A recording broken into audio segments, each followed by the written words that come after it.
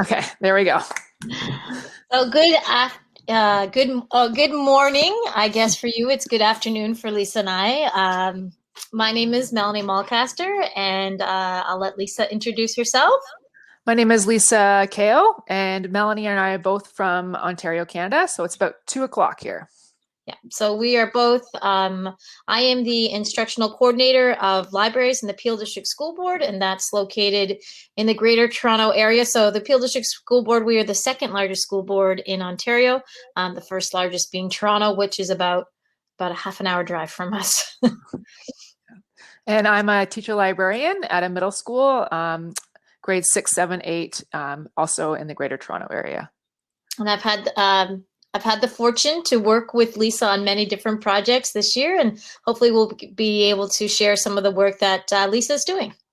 And I just want to say for like the Microbit, I've only really been using it to teach students for the past 2 years. So I think we're also in a learning stance as well. We'll share what we've learned over the past few years, but we're also in a learning stance as well. And Katie mentioned I'm also very good. I'm very good at throwing axes with microbits on them and getting bullseyes. Actually, it happened only once, and it happened ironically enough the time that they were filming it. Okay. So our objectives today, I think you might have to hit the space bar again. Yeah. So again, we're going to explore what are the working sensors on the microbit, and then we are going to investigate a sample sensor learning activity, and then we'll show you where you can find the rest of them and additional extensions for learning. Okay. So on the microbit, we're talking about the new microbit with all the additional sensors. So the new microbit has a microphone sensor, it has a temperature, it has the motion sensor, a light sensor, and a compass. Yeah. And then Lisa, you can just the diagram there about where the different sensors are. Okay, so I attended Katie's session, and she talked about how they labeled all of it for students at the back so they could understand what exactly was going on. So you at the front here, actually, which is a sweet thing, is the touch logo here, which is a sensor, and you can change how much it senses the pressure. There's a microphone there. The LED can sense light for you. The back here, there's an accelerometer to sense movement. There's a compass, and there is a thermometer as well, but now I don't remember where it is. There is a thermometer here as well, and there's a speaker as well. So those are the main sensors that we will be using. Oh, also to the radio antenna. I know it's not really a sensor, but I've been working with it a bit this year, which has been, kids have really, really enjoyed it, so. Oh, so the processor. I was going to say that the temperature sensors and the processor. I was thinking that, and I'm so glad I was right. And then you'll see the microbit indicator actually lights up as soon as you plug it in, which was so. I mean, I was so excited when I first booted up my V2. I know. I actually really love it. Like, I love having the speaker, but it's wonderful. Oh, okay. So I actually was super pumped that today's about the Do Your Bit challenge. So last year, I was full on into the Do Your Bit challenge because the grand prize was you could win a trip to London, England. And I thought for sure that I could win and my students could win and we'd be going to England. Obviously, it didn't happen because of the pandemic. But it was actually a wonderful learning experience for me as I engaged with students in the microbit and the Sustainable Development Goals. And so last year when I taught to the students, I full on just went to the Do Your Bit challenge page. I did the lessons there, and we then started doing the challenge. Then it was okay, but the thing is, this really kind of focused the students onto what was already created. So this year when I did it a bit differently, I've linked to a slideshow here, which you guys can check out, where I kind of went through all the functionality of the microbit, like what can the microbit do, and I had maybe 6 lessons on that. Not all of them linked to the Do Your Bit. And then some of them were ones that were linked to the Inksmith Climate Action Kit, which we're going to talk to you about later. And some of them were linked to like issues in Toronto. So I wanted to show how the Do Your Bit was applicable in Toronto. For instance, like we have tiny shelters here, which is a big news story. So I've linked the slideshow here. You can feel free to look through it, but you can see that first, after doing my second year in a row, I decided that I really wanted to just introduce kids to the microbit at first before they engaged in the challenge, just so that they didn't have like tunnel vision of what they could create. Okay. Oh, and this is some of the things we did. We did a step counter. We did a security thing where you make tinfoil and it can sense if it's an alarm. We made that for shelters in the park. And we did like the radio send a smile, which was a great one. The kids really liked that one. And it's amazing to work with Lisa because I'm an instructional coordinator. I oversee all of the libraries in our district, but it's a really amazing to get to know and work with Lisa and to really see this firsthand. And then, you know, how can we build capacity across the board? I also have just a plug for my students. We have 60 students right now who are trying to enter the Do Your Bit Challenge. So fingers crossed that we'll see what happens.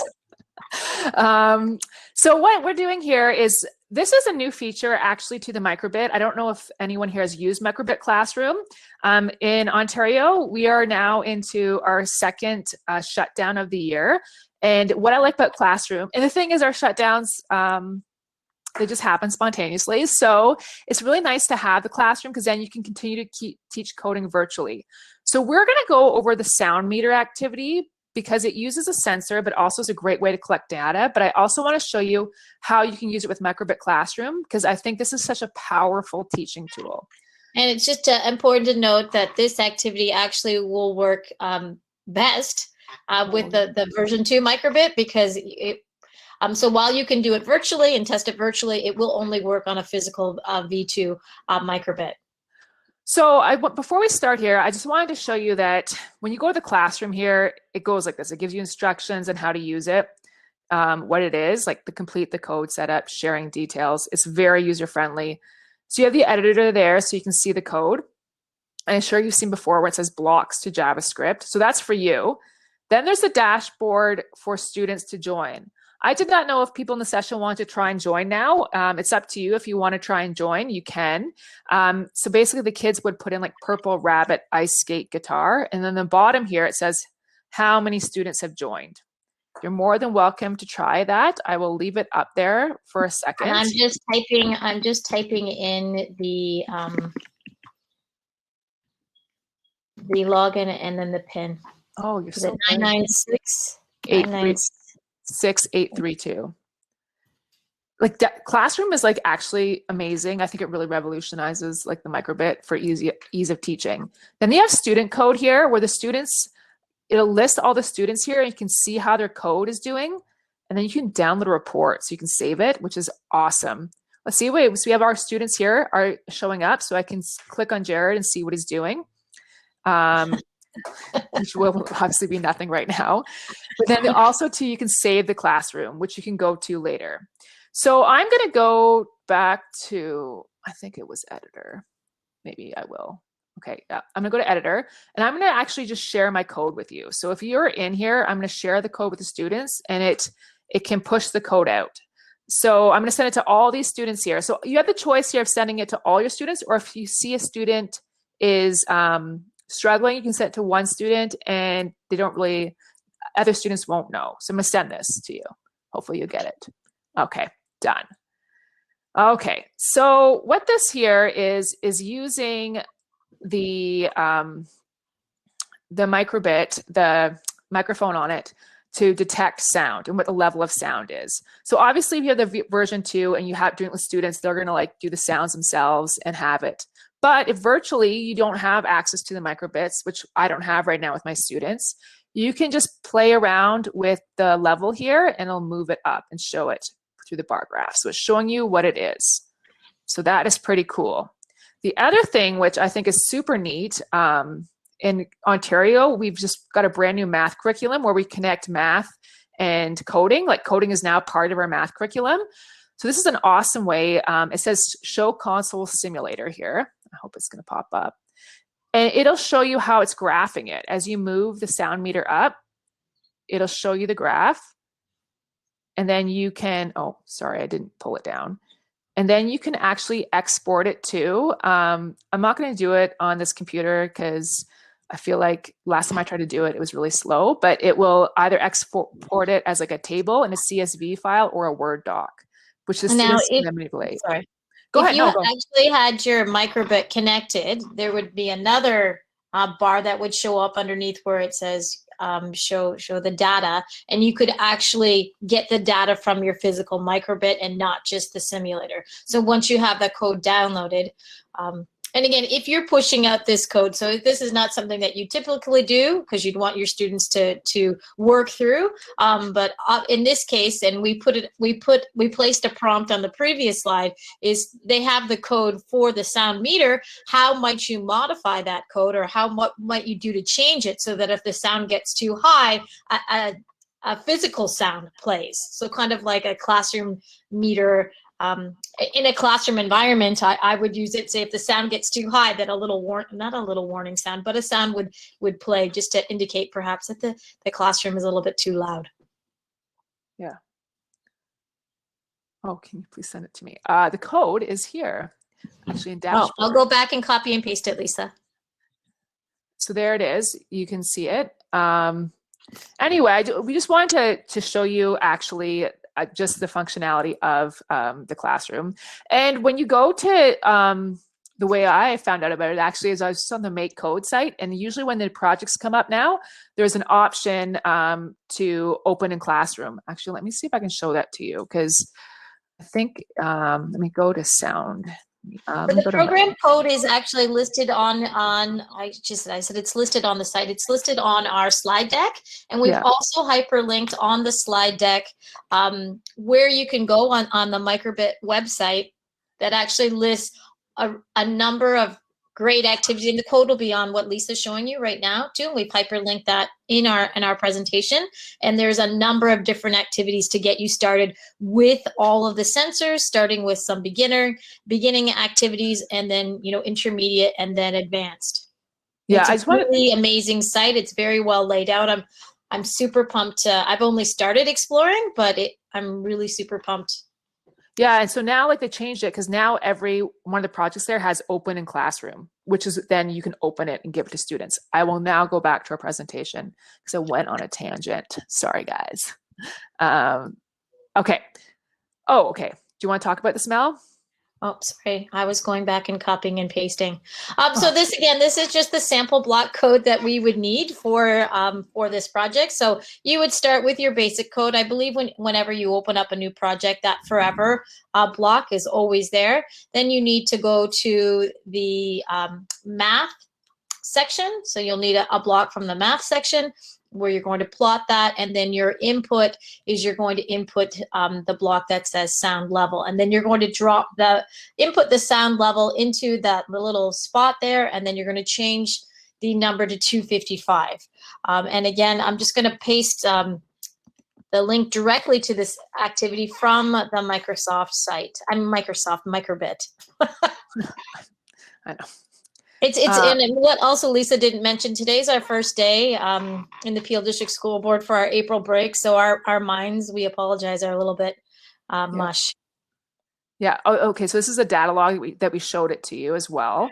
So this is what we want to talk about here is when you get the microbit to get data sensors, there also are a lot of extension things, like extra parts you can buy for the microbit. I guess extensions is what they're called. So one of the ones that's very popular in Ontario is Inksmith, and they've made a climate action kit, which I think pairs really, really nicely with the Do Your Bit challenge. And they have a breakout board here, which is user-friendly because it's just connecting alligator clips, which are labeled. And here's some examples. So you can't, I don't know if you can see here, but connected to the breakout board is a touch sensor, which then use bees to go on. It's like a pollinator. And this is one that I've used, and I made a vertical garden out of it. So it's a water pump. It's an automated watering system. So the kids planted the plants, and then we put the pump in there, and the water pump will do it when it's dry. And as you can see, I use my microbit boxes as part of my vertical wall. And and thank you, Daniel, who said the bar graph is LED, not math. We were modifying this about 10 minutes before we presented, and I was looking at the colors. Again, I apologize for spring break brain. And again, if you can never, and this is another trick that one of our students taught us. If you're even looking for a code that you can't find, you can always go, there's a little search icon at the top that you can search for the code blocks that you want. I was able to do the bee touch sensors. So the one with before what Lisa was talking about is they were looking to see pollinators and what different plants attract bees, because bees are an important part of our environment. So they were doing that with the Land Action Climate Kit. And also too, one thing, so there is in my slide deck I've showed you, is that with the climate action kit, they give you a curriculum they've made. I didn't give you access to it because obviously they want you to pay for the curriculum, but but there is a curriculum that goes with this whole kit here. And there's just some other extra links to learning. And you know what we have? I didn't know how much time we have. Do you want to go back and I'll do the code through the I'll go back and we'll go back into the classroom. If you can just model that for if everyone can still stay. I know. Oh yeah, we have 10 more minutes, right? Yeah, I was so nervous about time. I was going too fast. Sorry, guys. I was like, oh, half an hour is not very long. All right, awesome. Thanks, Jared.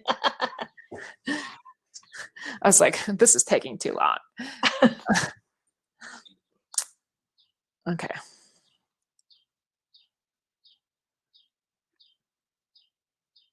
Okay, so I'm going to go to the editor here. So the forever block is always there.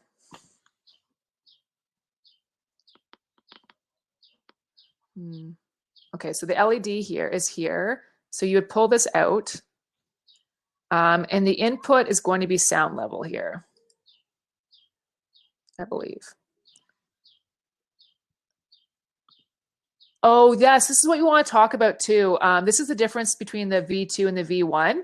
So I remember that some of you have the V1. The V2, like obviously all the ones, this is Microbit V2 under it, are all for the V2. So that's where you'd find the sound level. So if you do have a V1, you could do this. I don't know if you could do this if you have a V1. I mean, you could always do this virtually, but you won't be able to download it. I think you should download it and test it. I think that's a great idea.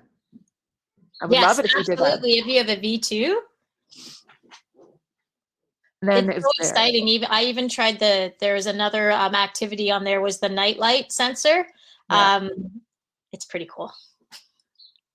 So there, and then it's ready to go and you can download it. Also too, I know Katie mentioned it in her session that people have, you can go into JavaScript, right, and show it into JavaScript for students who obviously are more advanced than I am. So.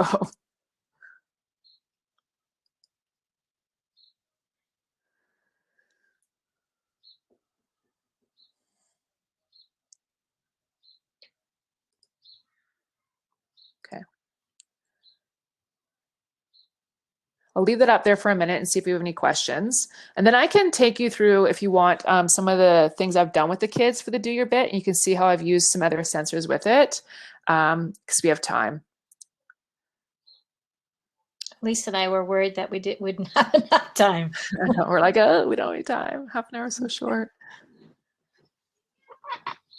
And then I have to change that slide. I erased the, I cannot believe I put the math block up instead of the LED block. It's okay. That's okay. Okay, I changed it. No, okay. Okay, so like I said, Mel said it is linked here to the classroom. Oh, you never got the code pushed. Let me see this. I'll copy and paste it again. Do you want me to try and push it, share code with students? Oh, yeah. Maybe if you joined later, you have to. Yes. Okay. I got it. Maybe I have to refresh it. Hold on a second. Let me see. Let me see student code here, because these are the students who are in here. Oh, maybe it's this one here. They have opened too many. You can never have too many tabs open, Lisa. Like now I have like a gazillion tabs. I'm like, ooh. I'll do that, and then I'll go back and show you some of the stuff I've done with the students. Okay, and I'll send it now. We have way more students there. Okay, so I'm going to send it code. Okay, I just sent it now. Let me know if you have it. So now you can clap. Like now that you have it downloaded in the version 2, You can clap it, you can yell at it, you can like whisper at it, and then the LED should go up for the bar graph to show the different sound level. Danielle, did you get the code now? The code that Lisa pushed out? I think it's maybe because people, sorry, I was confused. Okay, good. Okay. Thank everyone. Right. I was confused as to what you were talking about. Oh, awesome, Terry. I'm glad it works. Okay, it works. Okay, perfect. Amazing. Okay, that makes me really happy. Okay, I'm going to just go back and I just want to show you a few other activities. I want to tell you right now that I did not make these activities. I took them totally from the Microbit website.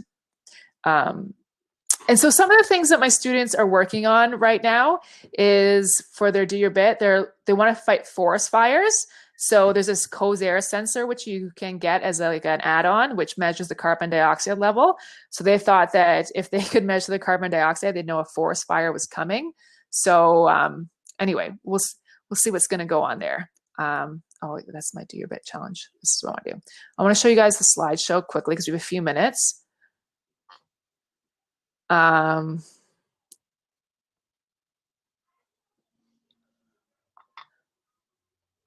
Okay, so this is the Do Your Bit, which I've introduced to the students. It is connected, like luckily for middle school, it's connected to our grade 6 and our grade 8 curriculum. So I did the curriculum connections. So when I teach in middle school in Ontario, you don't have a separate computing class. So when you teach any kind of tech, it has to be kind of connected to other things. So it's connected to geography. And our big idea is how can we use the Microbit and the Do Your Bit challenge to answer a big question? So we did an exploration. So to show the kids the wheels, I got them to make little floats they had a Microbit virtual parade, and the breakout board let me connect DC motors to it, which was wonderful. And there's some examples here. So once again, I wanted kids to be understanding how to connect a servo motor and a DC motor. And so here is the DC motor that we connected. Now this is from the Inksmith, and this is how they connect the breakout board. So this is what I showed my students, how to do the wiring and the breakout board. And then there's some code there that you guys can check out. That's from the Microbit. We also had the Send a Smile. The radio thing was actually super popular with the middle school students because they could send messages to each other. So this is just a pair, and this is the example of the block code from there to send a smile to someone. We use a step counter, which is quite popular, which is using the accelerometer to count your steps. So every time it shakes here, it says on start, set steps to 0, on shake, change steps by 1. Oh, you want to open in Classroom? I can totally do that. Okay, I'm going to do that. I think Katie was answering a question. Oh, okay. I'm a terrible presenter. I'm like, ooh. Okay, so this is a step counter, but also to this one you can open in Classroom, right? Which is awesome. And this is my example of how I used the Microbit to connect it to our community issues. Is we used a pressure sensor to make the alarm. I only had the Microbit version 1 when I started this project, because I was waiting for my V2s to be shipped to me.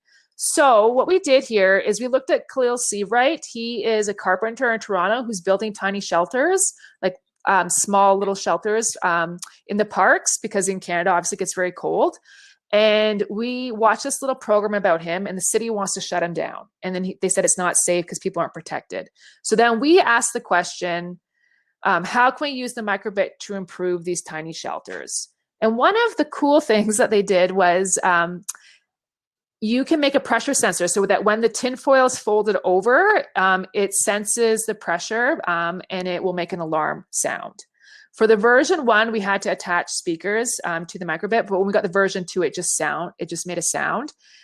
This is really cool because it also teaches, most of the kids got the code correctly, but it wasn't working. And for us as learning as teachers, because I always work with a partner, is that they didn't place the tinfoil right. So they didn't get the whole idea of the contact, which is awesome. So that was an example there of making a pressure sensor. And here once again, here's an example of the code. So we set the radio group. So once again, it was set by the radio. And then if the radio sensed the pressure, would show the icon and play a melody. So it's pretty cool. And also too, we looked at there's a bunch of sensors you can get that measure like also measure like weather. So we did that as well with the students. And then we looked at the whole idea of vertical gardens and the lack of food to make our vertical gardens. So our next step for our students was decide which goal you're going to pursue, climate action, or number 3, good health and well-being. And we're going to see what happens with our students. Some of our students, how do you transfer your hex code to the Microbit? I was just going to say, Lisa, do you want to model that? You know what, when this I'm going to stop sharing my screen. Do you have a Microbit there that you can do it? Because our school got shut down, surprisingly. So I left all my cables at school. I just have my Microbit here. So I'm going to stop sharing my screen and let Melanie do it. Yes. And so the thing is too, is they're talking about isolation and how the Microbit could battle teens who are dealing with isolation. So now Melanie's going to show how to download it. Can you see my screen right now? Yes, we can. Awesome. So you can see the there's the plot bar graph. Okay, so if I'm downloading this code, I have a version 2. So what I did is I make sure that I connected it to the Microbit, because it actually sends it wirelessly now, which I was like, so amazing, because before I used to have to download it to my computer and then like transfer it, almost like the Microbit was a memory key. But I don't have to do this anymore. So I would just click download to Microbit, and I know that it's downloading. Oh, so good. That was the previous code. So now it's downloading the new code. Oh, and it's blinking on the back, so I know it's downloading. And then it should tell me when it's done. My Microbit is still like, you know, when you download the code to your Microbit, it flashes, the little light on the back flashes to let you know that the code is downloading. Oh, did I re-download? Oh no, that was my last program. For some reason, it's still downloading. Oh no, I get them. Oh, it's too bad I didn't have a camera, because my sound meter is actually working, because it's flashing, because it's working, because I can see the meter going up and down. Put your Microbit more in front of the camera. Whoa, so they can wait, see it. can you see it? Can you see it? Yeah, now we can see it. Yeah. Can you see it moving? The sound meter is working. Maybe I should put this outside my door, and with an alarm for my teenage children who are 12 and 14 who like to scream and yell at each other, because that's what teenagers do. Another thing, I wonder if I can just, I was tinkering with the touch sensor.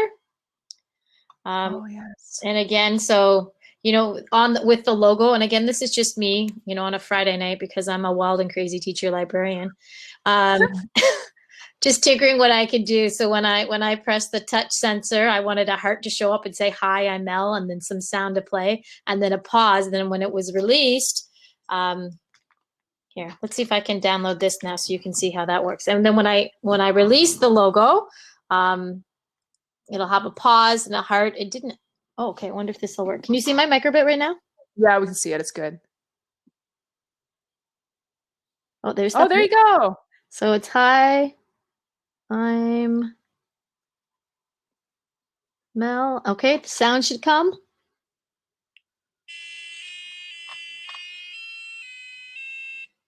And then it should say bye.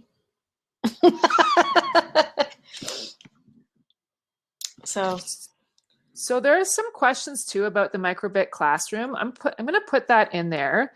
Can you stop sharing, Mel, just so we can show one thing? I absolutely can. That was super cool. It was amazing. And then you can go back. And now you're done. But I'm going to talk now. Okay. I just wanted to show this. So I put the link in there. So it says classroom.microbit.org. If you go to the bottom, it says browse projects and browse lessons.